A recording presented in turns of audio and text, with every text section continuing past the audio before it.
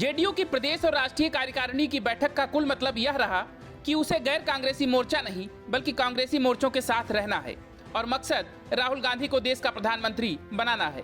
यही वजह है कि जेडीयू ने के चंद्रशेखर राव के गैर बीजेपी गैर कांग्रेसी मोर्चे से अलग विपक्षी मोर्चे में कोई दिलचस्पी नहीं ली है। बैठक के बाद जेडीयू ने यह भी कहा कि नीतीश कुमार पीएम पद के दावेदार नहीं है। जेडीयू ने नीतीश कुमार को विपक्ष को एकजुट करने का जिम्मा सौंपा है। ममता बनर्जी पहले ही नीतीश कुमार को झटका देकर अपने दम पर चुनाव लड़ने का ऐलान कर चुकी हैं और जो केसीआर दिन भर पटना में नीतीश कुमार के साथ रहे, लंबी लंबी बातें हुई, उसकी हवा खुद जेडीयू ने निकाल दी। मतलब यह कि नीतीश कुमार के पास अब सिर्फ कांग्रेस का हाथ मजबूत करने का काम ही बचा है, जिसमें न ममता बनर्जी होंगी, न केसीआर, न नवीन पटनायक और न ही कोई कांग्रेस विरोधी पार्टी। ऐसे में नीतीश कुमार विपक्ष को कितना एकजुट कर पाएंगे, इसका अंदाजा आसानी से लगाया जा सकता है। जेडीयू के नेता ही यह कहते हुए घूमते थे कि नीतीश कुमार पीएम मटेरियल हैं। उनकी सहयोगी पार्टियां भी इसी सुर में बात करती थी। जेडीयू के दफ्तर पर पोस्टर बैनर लगे, पटना से दिल्ली को चुनौती दी गई, बीजेपी को 50 सीटों पर समेटने का दम भरा गया। लेकिन जब गुबार निकला तो जेडीयू को अपनी कुल सियासी हैसियत का अंदाजा हो गया और सारा दोष बीजेपी के मत्थे मढ़ दिया कि यह भ्रम तो बीजेपी फैला रही थी कि नीतीश पीएम कैंडिडेट बनना चाहते हैं। जेडीयू ने केसीआर के प्रस्ताव को खारिज कर दिया है।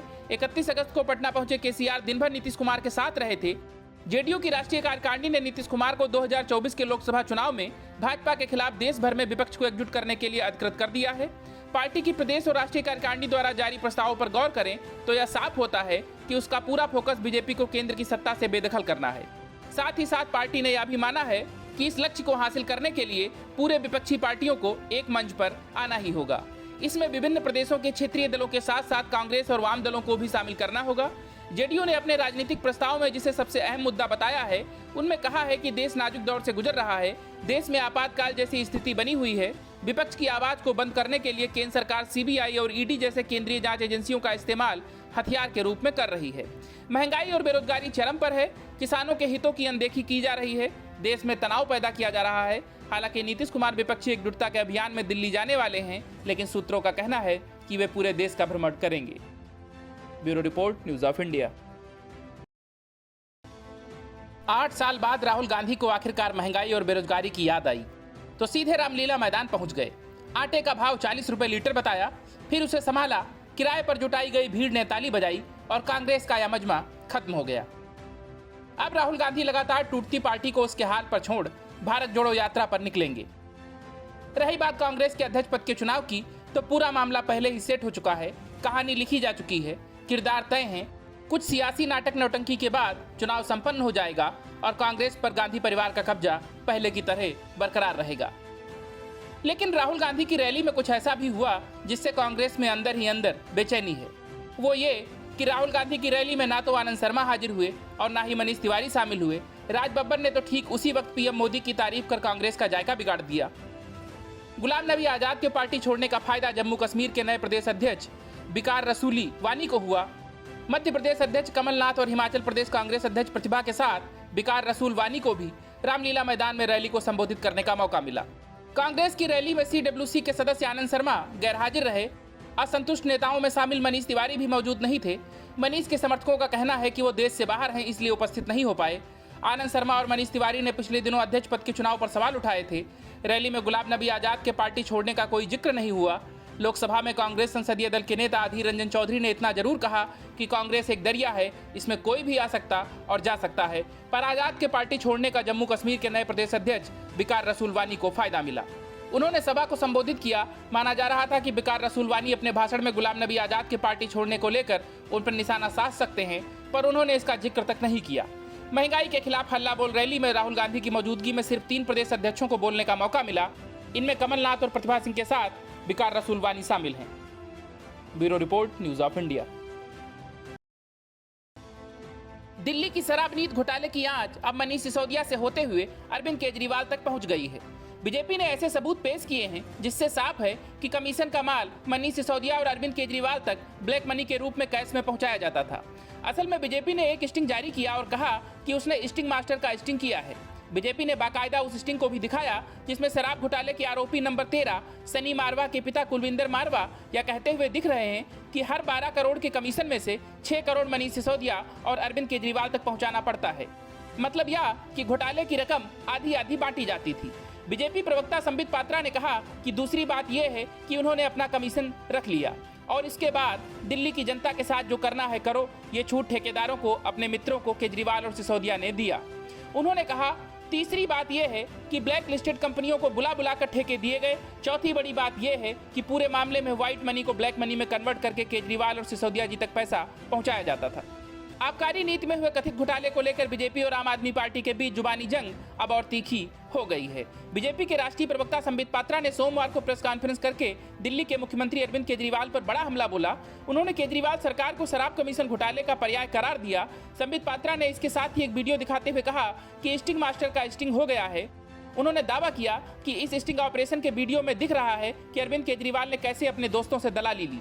दिल्ली से बीजेपी सांसद प्रवेश वर्मा ने इस कथित स्टिंग ऑपरेशन का वीडियो ट्वीट करते हुए लिखा कि खुल गई अरविंद केजरीवाल की शराब घोटाले की पोल। शराब मंत्री मनीष सिसोदिया द्वारा किए गए शराब घोटाले में आरोपी के पिता कुलविंदर मारवा ने स्टिंग ऑपरेशन में कहा है कि केजरीवाल खुद बचने के लिए दूसरों को नहीं फंसा सकते।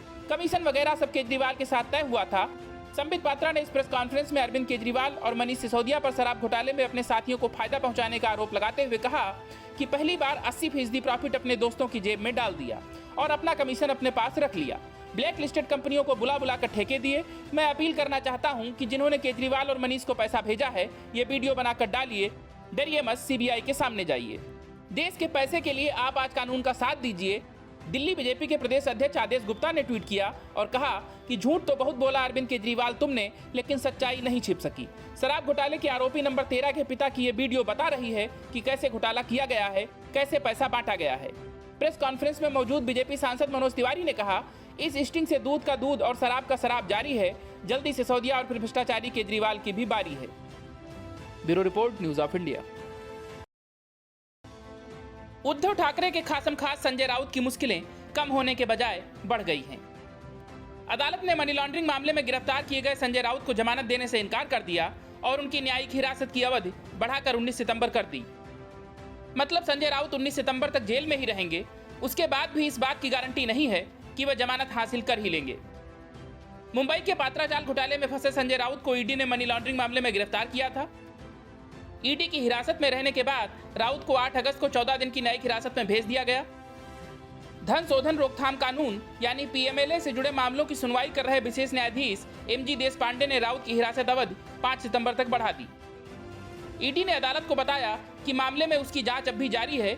ईडी की जांच पात्रा चाल के पुनर्विकास में कथित वित्तीय अनियमितताओं और राउत की पत्नी तथा सहयोगियों से संबंध वित्तीय लेन देन से जुड़ी है।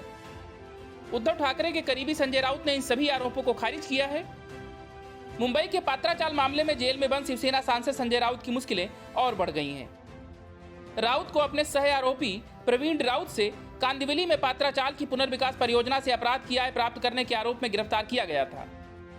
ईडी ने दावा किया था कि राउत के परिवार को 1 करोड़ 6 लाख रुपए प्रत्यक्ष लाभार्थी के रूप में मिले थे और बाद में दावा किया कि 2.25 करोड़ रुपए के नए निशान का पता चला था, लेकिन राउत ने आरोपों से इनकार किया। Bureau report, news of India. Maharashtra में सत्ता परिवर्तन के बाद अमित शाह मुंबई आए, लाल बाग के राजा के दर्शन किए और उसके बाद गरजे। अमित शाह कुछ इस अंदाज में गरजे कि पटना में बैठे नीतीश कुमार की धड़कनें बढ़ गई। अमित शाह ने साफ कहा कि धोखा देने वालों को सजा तो मिलती है।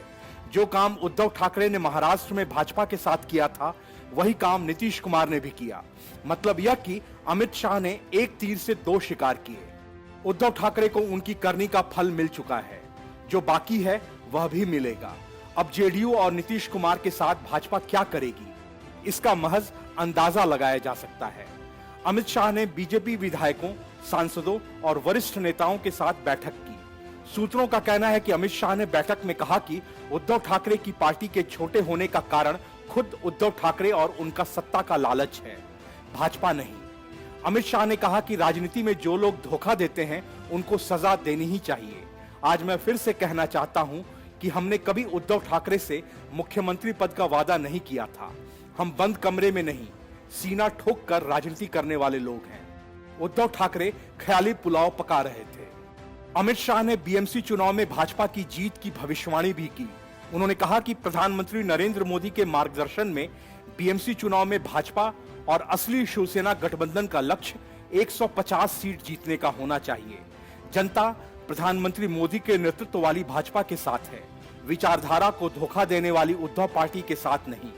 उद्धव ठाकरे ने न सिर्फ भाजपा को धोखा दिया था, बल्कि विचारधारा को धोखा दिया और महाराष्ट्र की जनता के जनादेश का भी अपमान किया। अमित शाह ने बैठक में साफ कर दिया कि टीएमसी के चुनाव भाजपा और सहयोगी दल को हर हाल में शिवसेना का सफाया होगा। जून में शिवसेना से बगावत कर एकनाथ शिंदे ने भाजपा के साथ गठजोड़ किया था। एकनाथ शिंदे के साथ शिवसेना के कई विधायक बागी हो गए, जिसके बाद उद्धव ठाकरे के नेतृत्व वाली महाविकास अघाड़ी की सरकार गिर गई। इसके बाद एकनाथ शिंदे गुट और भाजपा ने नई सरकार का गठन किया। सत्ता हाथ से जाने के बाद महाराष्ट्र के पूर्व मुख्यमंत्री उद्धव ठाकरे ने भाजपा पर जमकर हमला बोला था। उन्होंने दावा किया था कि भाजपा ने उनसे 2.5 साल के लिए मुख्यमंत्री पद का वादा किया था, लेकिन चुनाव के बाद शिवसेना को धोखा दिया। Bureau report, news of India. Om Prakash Rajbhar Mukhtar Ansari के लिए फंडिंग का काम करते हैं। बांदा जेल में बंद मुख्तार की सुरक्षा का ख्याल भी राजभर ही रखते हैं। इसी किस्म के आरोप लगा राजभर की पार्टी के 30 बड़े नेताओं ने पार्टी से इस्तीफा दे दिया। सुभासपा में हुई इस बड़ी बगावत के बाद कपड़े की तरह गठबंधन बदलने वाले ओम प्रकाश राजभर की सियासी जमीन ही खिसकती दिखने लगी है। सुभासपा के राष्ट्रीय उपाध्यक्ष महेंद्र राजभर समेत कई पदाधिकारियों ने पार्टी से इस्तीफा दे दिया है। इतना ही नहीं, सभी बागी नेताओं ने पार्टी अध्यक्ष ओम प्रकाश राजभर पर गंभीर आरोप लगाया। शहर कोतवाली के एक प्लाजा में प्रेस वार्ता करते हुए राष्ट्रीय उपाध्यक्ष महेंद्र राजभर ने बताया कि 30 पदाधिकारियों ने पार्टी से इस्तीफा दे दिया है। उन्होंने आरोप लगाया है कि ओम प्रकाश राजभर बांदा जेल में बंद मुख्तार अंसारी के लिए फंडिंग का काम कर रहे हैं। राष्ट्रीय उपाध्यक्ष महेंद्र राजभर ने ओम प्रकाश राजभर पर आरोप लगाते हुए कहा कि राजभर की पूरी पार्टी मुख्तार अंसारी के लिए काम कर रही है। साथ ही उनके लिए सुरक्षा मुहैया कराने तथा तमाम आरोप लगाए। इतना ही नहीं, बागी नेताओं ने ओम प्रकाश राजभर के खिलाफ जमकर नारेबाजी करते हुए प्रदर्शन भी किया। बागी नेताओं का आरोप है कि ओम प्रकाश राजभर मुख्तार अंसारी के लिए काम कर रहे हैं, साथ ही उनकी फंडिंग भी करने का भी आरोप लगाया है। महेंद्र राजभर ने ओम प्रकाश राजभर पर आरोप लगाते हुए कहा कि मुख्तार अंसारी से उनके अच्छे संबंध हैं। मुख्तार अंसारी के लिए वे काम करते हैं और उन्हें बचाने में इनका सहयोग है। उन्होंने कहा कि जिस एजेंडे पर पार्टी का गठन हुआ था, उससे पार्टी भटक गई है।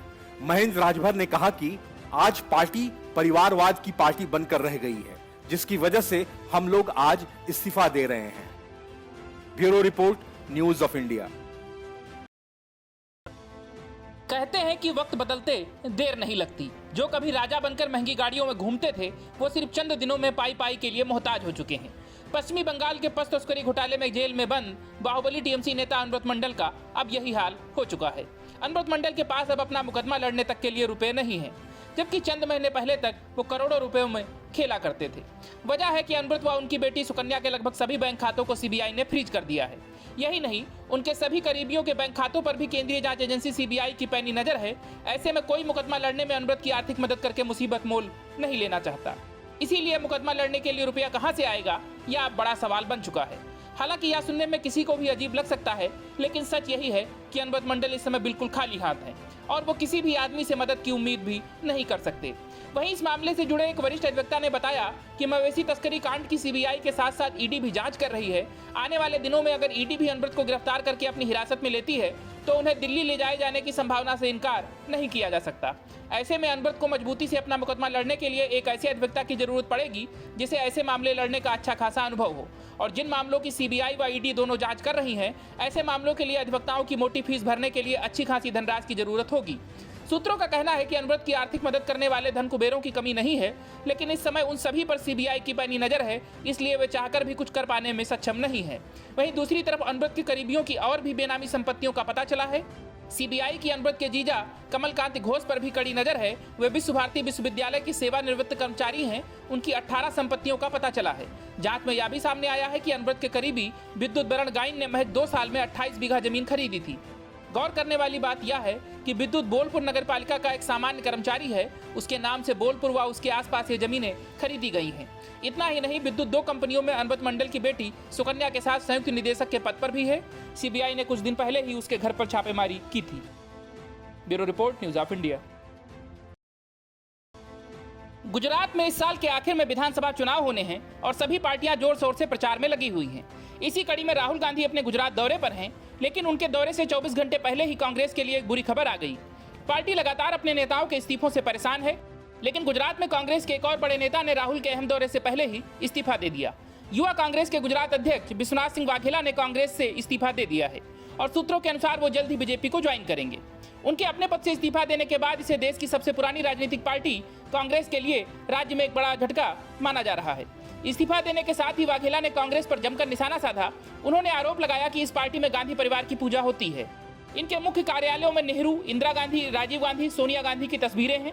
वाघेला ने अपने इस्तीफे के साथ बताया कि उन्हें धीरे धीरे एहसास हुआ कि पार्टी की मूल विचारधारा का तो अब गला घोटा जा चुका है। वाघेला ने यहाँ तक दावा किया कि उन्हें कांग्रेस ने पैसे के बदले अध्यक्ष पद दिया था। उन्होंने कहा कि मेरे समूह ने युवा कांग्रेस चुनाव में पार्टी को 1,70,00,000 रुपए दिए थे। इन्हीं पैसों के बदले कांग्रेस ने मुझे यह पद दिया था। विश्वनाथ ने कांग्रेस पर गुस्सा जाहिर करते हुए कहा कि जब भी युवाओं को जरूरत होती है तो कांग्रेस के नेता कभी मौजूद नहीं होते। युवा ब्रिगेड को पार्टी के नेताओं की गुटबाजी और पार्टी सिस्टम से घृणा होने लगी है। देश के युवा कांग्रेस पार्टी में इसका भविष्य नहीं देखते हैं। यहाँ ईमानदार कार्यकर्ताओं का अपमान होता है। वाघेला ने यह भी बताया कि उन्होंने इतिहास पढ़ कर कांग्रेस को ज्वाइन किया, लेकिन यहाँ उन्होंने पाया कि स्वतंत्रता दिलाने वाले नेताओं की कांग्रेस कार्यालयों में तस्वीर नहीं है। वहाँ एक ही परिवार की भक्ति की जाती है। उन्होंने बताया कि वो तंग आकर ये पार्टी छोड़ रहे हैं। गौरतलब है कि राहुल गांधी इस समय गुजरात दौरे पर अहमदाबाद पहुंचे हैं। ऐसे में विश्वनाथ वाघेला का इस्तीफा पार्टी के लिए एक झटका है। पार्टी के लिए ये इस वजह से भी और बड़ा झटका है क्योंकि गुजरात कांग्रेस में जारी उठापटक थमने का नाम नहीं ले रही है। कुछ ही माह पहले गुजरात कांग्रेस के कार्यकारी अध्यक्ष हार्दिक पटेल ने पार्टी से इस्तीफा दे दिया था और भाजपा में शामिल हो गए थे। उसके बाद गुजरात कांग्रेस के कई नेताओं ने पार्टी छोड़ी है। राजेंद्र प्रसाद और कई हाई प्रोफाइल नेताओं ने भी कांग्रेस का दामन छोड़ अन्य पार्टियों में शामिल हो गए हैं। पूर्व कांग्रेस नेता राजेंद्र प्रसाद ने 2 सितंबर को पार्टी के सभी पदों और प्राथमिक सदस्यता से इस्तीफा दे दिया था। वहीं अभी कुछ दिनों पहले केंद्र की राजनीति में लंबे समय से सक्रिय रहने वाले दिग्गज कांग्रेस नेता गुलाम नबी आजाद ने भी पार्टी को अलविदा कह दिया था। Bureau report, news of India. Delhi की नई आबकारी नीति में हुए घोटाले को लेकर बुरी तरह फंसी केजरीवाल सरकार ने अपने बचाव में उपराज्यपाल यानी एलजी विनय कुमार सक्सेना पर कई फर्जी आरोप जड़े थे, लेकिन आम आदमी पार्टी के नेताओं का यह दांव भी उल्टा पड़ता दिख रहा है। एलजी विनय कुमार सक्सेना ने अपने ऊपर आरोप लगाने वाले सभी आम आदमी पार्टी नेताओं को लीगल नोटिस भेजा है। इन नेताओं को 48 घंटे में जवाब देने को कहा गया है। अगर ये नेता ऐसा नहीं करते हैं तो इनके खिलाफ बड़ी कार्रवाई की जाएगी। झूठे आरोप लगाने के मामले में संजय सिंह, आतिशी, सौरभ भारद्वाज, जैस्मीन शाह और दुर्गेश पाठक सहित आम आदमी पार्टी के कई नेताओं को लीगल नोटिस भेजा गया है। सूत्रों के अनुसार एलजी ने आम आदमी पार्टी के विधायकों और नेताओं को लीगल नोटिस भेजा है। एलजी की ओर से इस नोटिस में इन नेताओं के ऊपर फेक न्यूज फैलाने और उनकी छवि खराब करने का आरोप लगाया है। वकील वाणी दीक्षित की तरफ से नोटिस जारी किया गया है। गौरतलब है कि आप नेताओं ने विनय कुमार सक्सेना के खादी ग्राम उद्योग आयोग के अध्यक्ष के रूप में उनके कार्यकाल के दौरान कथित रूप से प्रतिबंधित नोटों को बदलने का आरोप लगाया था। आम आदमी पार्टी विधायक दुर्गेश पाठक ने विधानसभा में आरोप लगाया था कि एलजी विनय कुमार सक्सेना ने 2016 में अपने कर्मचारियों पर 1400 करोड़ रुपए के पुराने नोट बदलने के लिए दबाव डाला था। इसके साथ ही आम आदमी पार्टी ने एक और नया आरोप लगाया था कि दिल्ली के उपराज्यपाल सक्सेना ने केवीआईसी के अध्यक्ष पद पर रहते हुए अपने पद का दुरुपयोग किया और एक खादी लाउंज की इंटीरियर डिजाइनिंग का ठेका अपनी बेटी शिवांगी सक्सेना को दिया था। आपने इसे सक्सेना द्वारा नैतिक भ्रष्टाचार का मामला बताते हुए दावा किया कि अगर उनकी बेटी शिवांगी को इंटीरियर डिजाइनिंग का ठेका दिए जाने संबंधी मामले की निष्पक्ष और गहन जांच की जाती है तो इसमें एक वित्तीय पहलू भी सामने आएगा। हालांकि उपराज्यपाल सचिवालय ने आरोपों से इनकार किया है और कहा कि सक्सेना की बेटी ने मुफ्त में काम किया था। आम आदमी पार्टी ने प्रधानमंत्री मोदी से सक्सेना को तत्काल बर्खास्त करने की मांग की थी। इसके बाद उपराज्यपाल सक्सेना ने आपके नेताओं पर मुंबई में केवीआईसी लाउंज के विकास पर भ्रामक आंकड़े पेश करने का आरोप लगाया था। उपराज्यपाल सचिवालय ने आधिकारिक हैंडल से ट्वीट किया। खादी ग्राम उद्योग आयोग ने एक पत्र जारी किया है जिसमें स्पष्ट रूप से कहा गया है कि उसके मुंबई स्थित लाउंज की परियोजना की कुल लागत 27.3 लाख रुपए थी और एक राजनीतिक पार्टी द्वारा दिए गए आंकड़े गलत हैं। Bureau report, news of India. Asaduddin Owaisi की पार्टी AIMIM यानी ऑल इंडिया मजलिसे इत्तेहादुल मुस्लिमीन और केरल की IUML यानी इंडियन मुस्लिम लीग जैसी पार्टियां जो धर्म के नाम पर बनी हैं और राजनीति में एक धर्म विशेष के वोटों का तुष्टीकरण कर दबी जुबान अलगाव की सियासत भी करती हैं, इन पार्टियों के लिए बड़ी मुश्किलें खड़ी होने वाली हैं। दरअसल इन पार्टियों के अस्तित्व पर ही अब संकट मंडरा रहा है। सुप्रीम कोर्ट ने उस रिट याचिका के आधार पर नोटिस जारी किया है जिसमें राजनीतिक पार्टियों द्वारा मजहबी प्रतीकों और नामों के इस्तेमाल पर प्रतिबंध की मांग की गई है। सैयद वसीम रिजवी ने इस याचिका को दायर किया है। उन्होंने संविधान का हवाला देते हुए कहा कि धर्म और मजहब के आधार पर मतदाताओं को लुभाना वैध नहीं है। वरिष्ठ अधिवक्ता और भाजपा नेता गौरव भाटिया उनकी तरफ से सुप्रीम कोर्ट में इस मामले की पैरवी कर रहे हैं। खास बात यह है कि मामले की सुनवाई के दौरान गौरव भाटिया ने राज्य स्तर की 2 ऐसी पार्टियों का भी नाम लिया जिनके नाम में ही मुस्लिम शब्द है। इसी तरह कुछ राजनीतिक दलों ने अपने झंडे के ऊपर चांद सितारा लगा रखा है। इस याचिका में मजहबी नाम व प्रतीक चिन्ह वाले कई ऐसे दलों के नाम गिनाए गए हैं। गौरव भाटिया ने सुप्रीम कोर्ट के एक फैसले की भी याद दिलाई जिसमें सेकुलरिज्म को भारतीय संघ की मूल विशेषता बताई गई है। काउंसलर ने पूछा कि क्या राजनीतिक दल मजहबी नाम और प्रतीक चिन्हों का इस्तेमाल कर सकते हैं। उन्होंने कहा कि अगर किसी मजहबी नाम या प्रतीक चिन्ह वाली पार्टी का उम्मीदवार इस आधार पर वोट मांगता है तो ये नियमों का उल्लंघन है। उन्होंने IUML यानी इंडियन मुस्लिम लीग का उदाहरण दिया जिसके लोकसभा और राज्यसभा में सांसद हैं, केरल की विधानसभा में विधायक हैं। वहीं सुप्रीम कोर्ट ने इस मामले की अगली सुनवाई की तारीख 18 अक्टूबर की रखी है। इस संबंध में चुनाव आयोग को नोटिस जारी करके जवाब मांगा गया है। साथ ही जिन राजनीतिक दलों की बहस के दौरान चर्चा हुई, सुप्रीम कोर्ट ने उन्हें भी नोटिस जारी करने के लिए कहा है। माना जा रहा है कि इन दलों में असुद्दीन ओवैसी की पार्टी AIMIM और इंडियन यूनियन मुस्लिम लीग जैसी पार्टियां शामिल हैं। जस्टिस MR शाह और जस्टिस कृष्णा मुरारी की पीठ ने इन याचिका पर सुनवाई की। गौरतलब है कि कई राजनीतिक दल खास करके मुस्लिमों को लुभाते हैं और इसके लिए अपने झंडे को हरा रंग रखते हुए चांद सितारों का इस्तेमाल करते हैं। साथ ही ओवैसी जैसे नेता खुलेआम हर रैली में मुस्लिमों की बातें करते हैं। बहरहाल देश के सर्वोच्च न्यायालय ने ओवैसी जैसे नेताओं की चिंताएं जरूर बढ़ा दी हैं। Bureau report, news of India.